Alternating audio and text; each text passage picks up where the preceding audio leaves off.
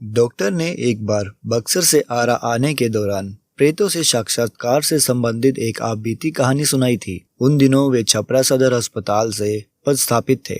एक रोज की बात है, अस्पताल से रात करीब 12 बजे घर लौटे थे। तेज बारिश हो रही थी। उन्होंने अभी अपने कपड़े भी नहीं बदले थे कि दरवाजे पर जोर से दस्तक होने लगी। मैंने दरवाजा खोला तो वहां देखा कि एक 20-22 साल की लड़की खड़ी है। उसने बताया कि उसके पिताजी की तबीयत बहुत खराब है, मैं चलकर देख लूं। मैंने उसे बताया कि मैं रात में मरीजों को नहीं देखता। इस पर वह बहुत गिड़गिड़ाने लगी। मेरी पत्नी को दया आ गई।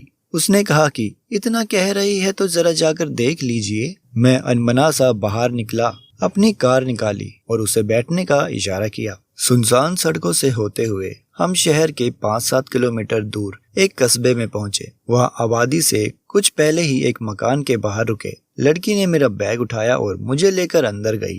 वहां एक बुजुर्ग व्यक्ति खाट पर लेटा हुआ था। उसकी हालत गंभीर थी। उसके सिरहाने 2 महिलाएं खड़ी थी। मैंने उसकी नब्ज टटोली तो बर्फ सा ठंडा लगा। शरीर भी ठंडा था। उसमें जीवन की कोई लक्षण नहीं थे, लेकिन वह धीरे धीरे कुछ बोल रहा था जो समझ में नहीं आ रहा था। मुझे कुछ समझ में नहीं आया तो उसे एक इंजेक्शन दिया और एक दवा खिलाने को दिया। सिरहाने खड़ी एक औरत ने उसे दवा खिला दी। एक टैबलेट सुबह खिलाने के लिए भी दी। इसके बाद चलने के लिए उठा तो लड़की ने मेरा बैग उठा लिया और कार तक छोड़ आई। अगली सुबह अस्पताल जाने के लिए घर से निकला तो सोचा रात वाले मरीज को देखता चलूं। मैं बस्ती में पहुंचा, लेकिन वह मकान कहीं नहीं दिखा। मैं बस्ती में लोगों से पूछने चला गया। घटना की जानकारी देने पर लोगों ने मुझे हैरानी से देखा। तभी एक बुजुर्ग ने बताया कि ऐसा कोई परिवार इस बस्ती में नहीं रहता। यह प्रेत लीला है जो हर 1 आध साल बाद घटित होती है।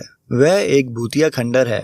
आप वहीं गए होंगे। आपने इलाज किया इसलिए आप बच गए, नहीं तो मार डाले जाते। मैं भूत प्रेत पर विश्वास नहीं करता था। इस पर बस्ती के कुछ नौजवानों ने कहा कि उस जगह पर चलिए जहां वह मकान था।